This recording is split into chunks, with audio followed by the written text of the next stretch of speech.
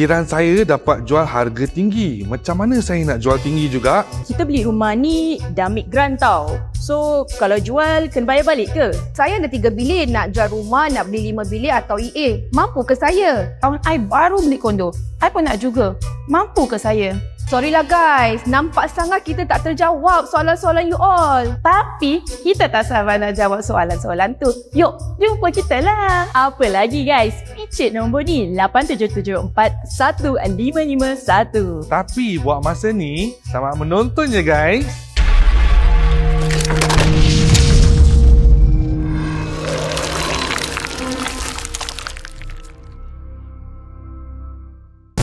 Hai, Assalamualaikum semuanya. Kita jumpa lagi dalam Puaka. Okey, dan diharapkan anda semuanya sihat sejahtera. Dan hari Sabtu ni, esok ada yang nak melangsungkan perkahwinannya. Selamat pengantin baru dari kami untuk anda semua. Semoga urusannya berjalan lancar. InsyaAllah. Yang nak kahwin tu hari Minggu tu kan, kau tengah cari rumah ke apa, jangan lupa tag team sentiasa ada. yang betul. Yang best thing kalau you tahu macam lagi next year ke apa you nak rumah tangga, sekarang pun dah boleh bincang kan? Boleh bincang. So you boleh plan in advance, you tahu apa nak buat. Gitu. Alright. Kalau ini nak cakap juga kepada semua yang menonton, terima kasih banyak. Ada yang menonton tu belum subscribe, kalau boleh subscribe lah ya. Kalau nak apa-apa, nak tanya apa-apa ataupun nak jadi tamu, boleh DM ke Susu TVC. Mudah je macam tu. Dan sekarang kita teruskan dengan tamu kita. Kita cakap pasal Lombok ni. Yes. Banyak cerita pasal Gunung Lenjani. Lenjani, ya. Apa cerita gunung tu? Yang Ratu tu, kan?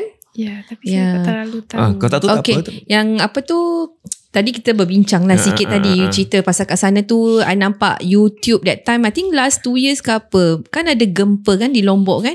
Tu masa berapa tahun lah Lombok. So bila lepas gempa tu, apparently banyak juga cerita-cerita mistik. And satunya dia involve this Ratu tau, Ratu Gunung tu. So Ratu Gunung tu dia akan macam kerasukan orang-orang untuk apa? Kesurupan. Kesurupan. Jadi bilang orang supaya jangan buat benda-benda yang tak betul. Sebab orang naik gunung buat benda-benda yang tak baik kan? Ya, banyak yang melakukan hal-hal senonoh. Banyak yang berhubungan, selalu meninggalkan benda-benda yang tak baik kat sana. Makanya dia marah. Pas gempa itu semua, kalau di sana bisa dibilang isi-isi gunung itu pada turun. Pas gempa itu, jadi di rumahnya warga itu banyak jejak kaki di atap sama di tembok. Ya. Sebab video-video YouTube tu memang tunjuk public actually macam kesurupan yang ada really dance like Ratu. Then as dia beri amaran dengan orang tu kan, orang pun menari macam Ratu tu yang ada kat atas pokok. So yalah, ni macam yalah, you all, orang kata mother nature, jangan kacau, jangan buat benda tak senonoh. Lagi-lagi kalau gunung lah, hutan lah, gua lah, jangan cakap benda tak senonoh, jangan buat benda tak senonoh. Kan dia dah marah. Jagalah alam. Awak masuk kat rumah orang, awak berserakkan kotor kan tak cantik. Okay, so you tahu itu je lah cerita pasal gunung tu, gitu je Ya. Pernah naik ke gunung tu? Tak pernah. Oh, tak pernah. Jangan. Tak pernah. Saya tak pernah naik. Tak pernah sebab takut ke? Tak. Memang jauh lah gitu. Okay, ada cerita lagi kat di Lombok? Ada apa, saya di BLK. Di BLK. Apa tu? Pendidikan sebelum masuk Singapura kan kita pendidikan dulu. Oh, okay. Training center training, untuk pembantu. Ya. Oh, okay. Silakan. Pas kita di BLK itu banyak hal-hal mistis juga yang kita alami. Namanya juga kan asrama. Asrama. Kita dikasih tahu kalau asramanya ada penunggu. Jadi kita harus melakukan hal-hal yang baik. Jangan berbuat yang enggak. Seperti merokok, kita dilarang. Tapi mungkin ada aja teman saya kan yang melanggar gitu. Pas malam perpisahan itu kita naik ke lantai 4. Sebelum kita naik di lantai 4 itu, saya dengan teman saya duduk di lantai 2. Dan kita tuh ada masalah dengan anak yang mau pergi ke Hong Kong. Nah dia cakap, kamu baik-baik ya, nanti kamu yang kesurupan, dia bilang. Teman saya bilang, saya nggak percaya yang namanya hal-hal mistis, hantu atau kesurupan itu. Dia bilang, itu cuman pura-pura. Dia bilang, oh nanti kamu yang kena baru kamu tahu. Dia bilang kan anak yang mau ke Hong Kong nih. Tapi teman saya ini selalu ngeyel. Dia bilang, saya nggak percaya yang namanya itu. Kalau betul dia ada, coba dah saya lihat. Dia bilang gitu. Nah kita naik ke lantai 4 itu. Kita perpisahan, lampu semua dimatikan sama pengurus yayasan. Semuanya nyanyi lagu Taiwan kalau nggak salah. Nyanyi lagu kebangsaan itulah yang mau ke Hong Kong nyanyi-nyanyi kena gitu. belajar Ya. National anthem Kena belajar. Kamu kena belajar ni Singapura punya. Tak payah. Tak waktu itu. Taiwan aja itu.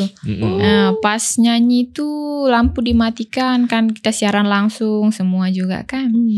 Nah teman saya ini dia siaran langsung. Nah dia arahkan HP-nya itu ada ke satu ruangan. Ruangan itu gelap. Nah dia langsung jatuh, dia langsung pingsan kawan saya ini. Nah saya teriak sama pengurusnya, teman saya pingsan pak, saya bilang.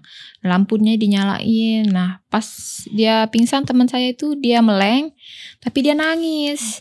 Dia nangis, dia tidak sadar. Dia nangis, dia bilang, jangan pergi tinggalkan saya di sini sendiri. Dia bilang itu kan, dia nangis. Padahal dia nggak percaya yang namanya kesurupan, hantu. Dia yang kena. Dia yang kena pertama. Nah dia mengamuk, dia tendang semua kita yang pegang tangannya, pegang kakinya.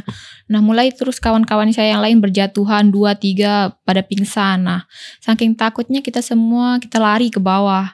Ke lantai bawah, ada yang naik lift, ada yang naik ada yang turun dengan tangga. Nah, saya turun pakai tangga karena saya takut pakai lift. Kayaknya banyak yang pakai lift kan. Jadi kan kita pada takut. Saya turun, saya ditinggal sama teman saya, ditinggal saya sendiri. Pada berlarian, jangan tinggalin saya dulu, saya takut. Saya bilang kan. Tapi kawan saya udah di bawah, ayo cepat-cepat dia bilang kawan saya. Nah, saya lihat ke lorong yang gelap itu kayak saya ditarik gitu, kiri kanan saya, tangan saya. Saya nggak bisa bergerak ke sini, jangan tinggalin saya dulu, saya bilang kan. Tapi saya kayak udah ditarik gitu. Nah, kata teman saya jatuh. Saya nggak sadar. Kata teman saya nangis juga. Dia bilang, bangun-bangun saya sudah muka saya udah basah sama air mata saya. Kawan saya bilang saya nangis, saya kena juga, dia bilang gitu.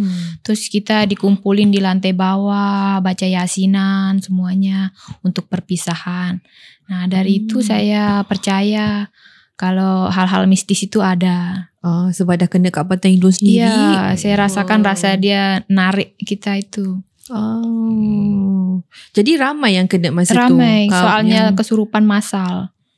Banyak yang dari Bima, dari Sumbawa pada kesurupan. Kesurupan massal itu di BLK. Tu ni pengajarannya kita nak jaga mulut. Ya. Jangan terlalu berlagak. Bahasa Indonesia apa ya? Sombong. Tak ada benda baik nak cakap, baik diam je. Betul tak? Betul. No comments. Kalau di Indonesia ada tak petua-petua untuk macam kalau nampak hantu buat apa? Ada. Apa petua di sana? Kalau di Lombok itu bisa dibilang ketua desa, ketua gubuk. Nah, ya pas saya pindah juga di rumah yang sekarang itu, saya pernah didatangi 2 kali dengan bisa dibilang hantu kuntilanak. Di rumah kebun? Iya, saya kan tinggal berdua dengan anak saya, udah ditinggal sama suami. Iya. Pas malam itu, kalau nggak salah itu malam Jumat. Itu lagi musimnya hantu katanya kan, hantu. Itu lagi musimnya hantu, saya didatangi. Kan jendela kamar saya tinggi, jadi tidak mungkin itu anjing. Pas jam 12 lebih. Ada suara yang kelilingin rumah saya, kelilingin dia, kan saya takut.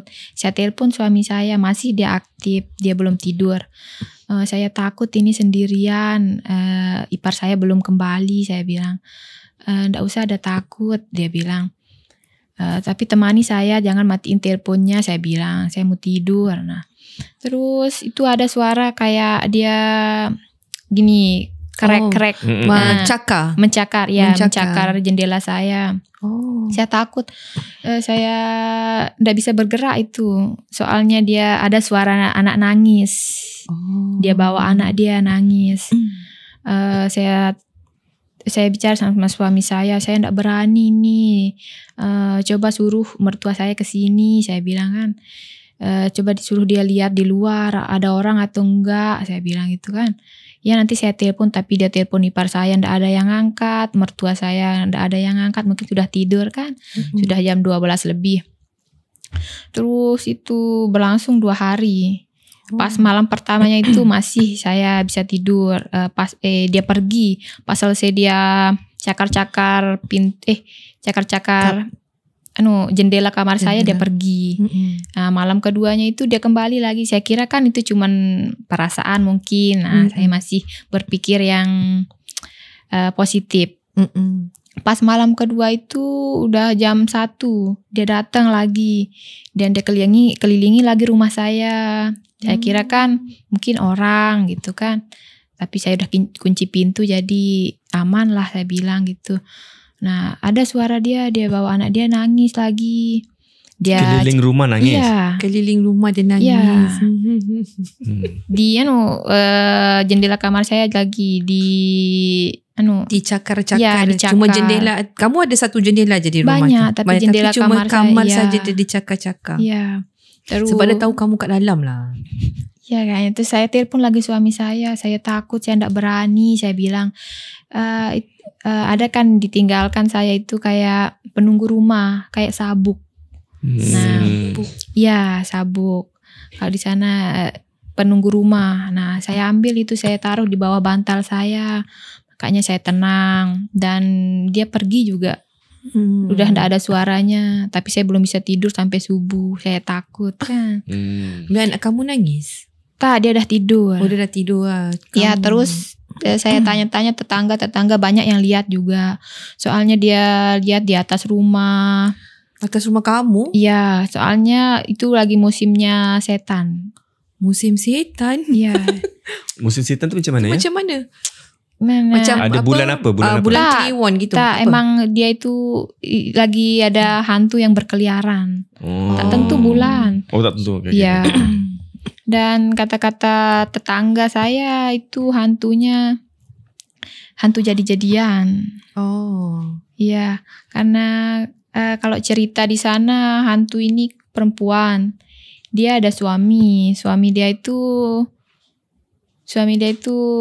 dia ada main dengan perempuan lain. Nah, dia sakit hati. Nah, dia nak carikan suami dia itu, dia mau cari selingkuhan suami dia itu, dia mau balas dendam. Kata dia begitu, makanya dia jadi hantu.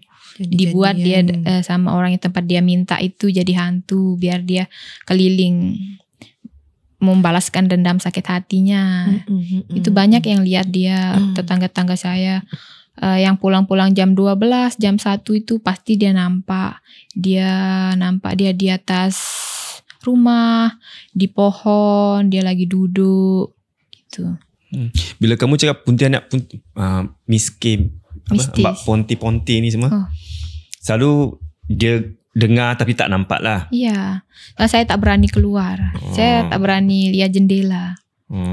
Kalau kat rumah sekarang kerja ada hantu? Tak, kalau di rumah.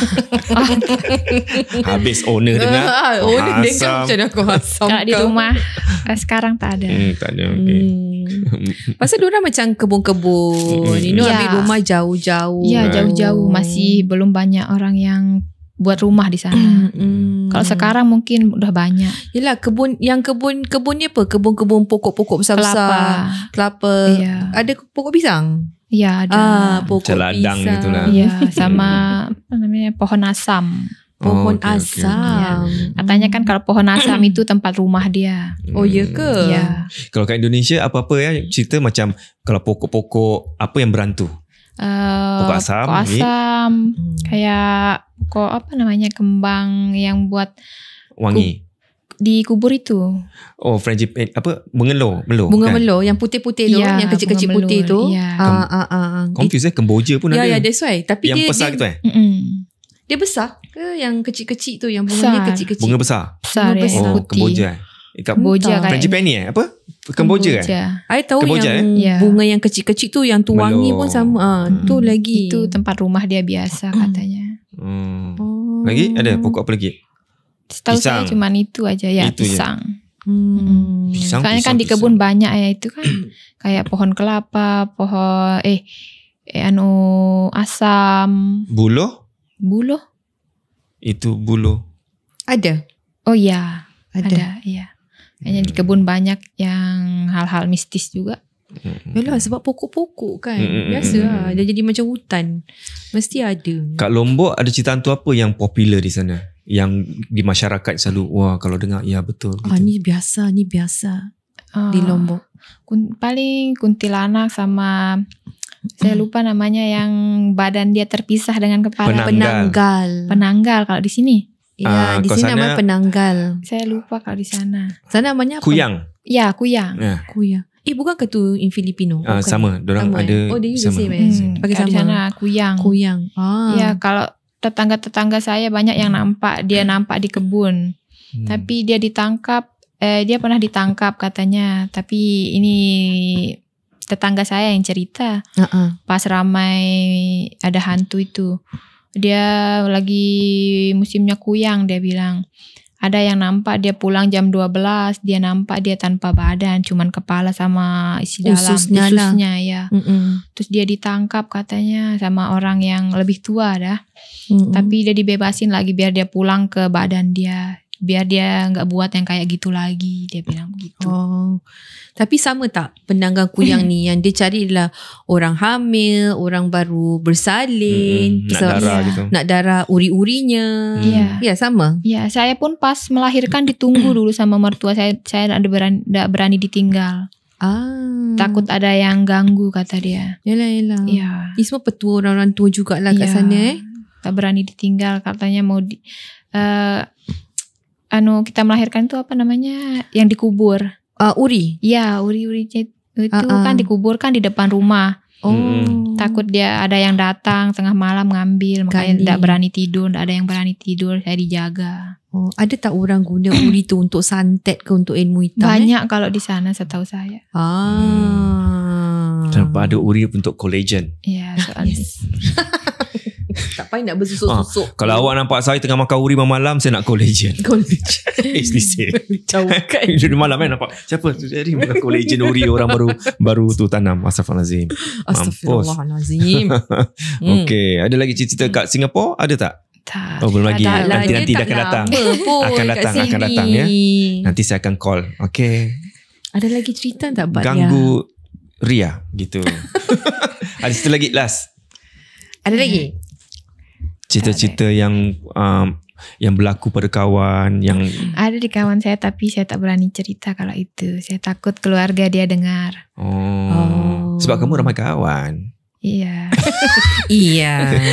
Jangan gitu Pak. Okay, cerita apa lagi daripada kawan-kawan lagi? Kalau tak mau yang tu macam yalah. Keluarga kamu ke jiranan kamu ke? Saya belum tahu. Dia belum tahu. Blank. Okay, nampaknya ada cerita tapi tak boleh ceritakan. Takut orang kat sana tahu habis dia kat sini. Iya. Takut disantet pula. Iya, takut. Jangan takut. Nanti saya telefon Ami suruh jaga. Tapi santet kalau yang kena tu memang tau. Iya, kalau santet sama guna-guna itu kan kita kena dari mimpi dulu. Kalau di sana di Lombok kalau kita kena di mimpi berarti kita dah kena itu. Tapi kalau belum kena di mimpi itu belum bisa masuk ke badan kita katanya. Selalunya kalau kita kena macam santet bermimpi, santet angin, Iya. makanan, apa lagi yang boleh sama apa? Touch. Kalau you tak tahu tu salam orang tu ke dia Pak Ani pun dah true touch lah. Apa? Sentuhan. That one obviously lah kan. Sama air liur. Air liur? Iya. Dia dukun liur tu betul ya? Iya, betul. Itu ada kawan saya juga yang kena. Yeah. Kan ada dia itu cantik, banyak yang mau sama dia. Tapi dia agak sombong. Nah, ada yang mau sama dia cowok, tapi cowoknya tuh diludahi. Saya nggak mau sama kamu jelek. Dia bilang kamu miskin. Dia bilang begitu kan. Air ludahnya itu yang dibuat guna-guna dia. Makanya mukanya jadi jelek sekarang, lebih tua, bibir dia hitam, lebih tua dari umur dia. Sebab adik-adik di luar sana, kalau you nak reject seseorang tu, reject dengan berhikmah, cara baik. Sebab benda ni memang ada. And I pun kenal orang-orang yang bangsa dia orang kena reject kan, and then diorang berumah tangga ni memang suffer. Sebab apa ni, guna-guna ni lah ilmu pemisah lah.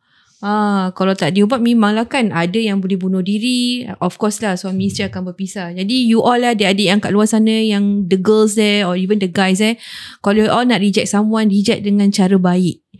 Janganlah kutuk-kutuk, jangan sakitkan hati dia, because sakit hati tu akan last lama tau. Can drive someone crazy tau orang kata. So hati-hati ya. So jelek lah ni. Habis dah kahwin kawan kamu? Dia masih kan? Masih lagi sakit. Masih. Yang satu pula, kalau kena reject, korang jangan nak pergi panggil dukun-dukun buat orang. Ya, betul. Kau panggil psikiatris jaga korang tu, otak tu betulkan sikit.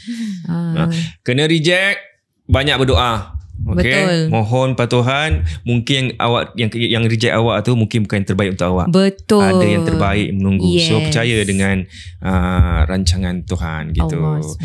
Okey, terima kasih Ria kerana sudi cerita. Sama. Semoga selamat di Singapura. Dan itu saja. Kalau you all ada cerita yang menarik ke apa, nak jadi tamu, boleh saja DM ke Susu TVC. Dan terima kasih kepada semua sponsor yang The Malay Council dan sebagainya. Terima kasih. Dan kalau ada masalah pasal perumahan, nak tanya tu semua kan, biasa. Follow lah The Tech Team SG punya IG, follow kita punya TikTok, sebab sekarang TikTok kita very aktif. Kita pun ada share informasi, kita pun ada tunjuk rumah-rumah yang nak dijual. Ada juga kita buat konten di mana kita tunjuk rumah-rumah yang istimewa. Jadi follow kami. And then kalau you ada apa-apa soalan, biasalah 8774 1551. Ingat ya, jangan suka-suka kat luar sangat, sebab puaka tu dia tak kenal usia. Betul. Apa-apa pun jangan takut pada mereka, tapi takut pada Allah Subhanahu Wa Taala. Okay, good night. Bye-bye. Jumpa lagi. Sedih kisah Riah yang beliau ceritakan tadi tu. Sepasang suami dan isteri terkena sihir pemisah ataupun sihir tafrik, dan boleh mengakibatkan sepasang suami dan isteri untuk memisah buat selama-lamanya. Jadi untuk buat rawatan sihir pemisah ni, ataupun macam mana kita nak detect sama ada kita terkena sihir pemisah ni, adalah dengan berdoa juga. Dan juga kalau awak nampak pasangan awak tu dah lain macam, cepat-cepatlah buat rawatan. Jangan tunggu lama-lama. Dah sampai bergaduh, dah sampai tidak tidur sama-sama, dah sampai dah tengok muka pun dah tak lalu dah. Jangan tunggu lama-lama. Tolong sila buat rawatan secepat mungkin. Kerana kita tak tahu apa yang telah dimakan, apa yang telah terkena, kita tak tahu. Jadi kalau nak tahu sihir pemisah ni, di antaranya adalah bila kita nampak pasangan kita ni muka dia buruk, muka dia berubah.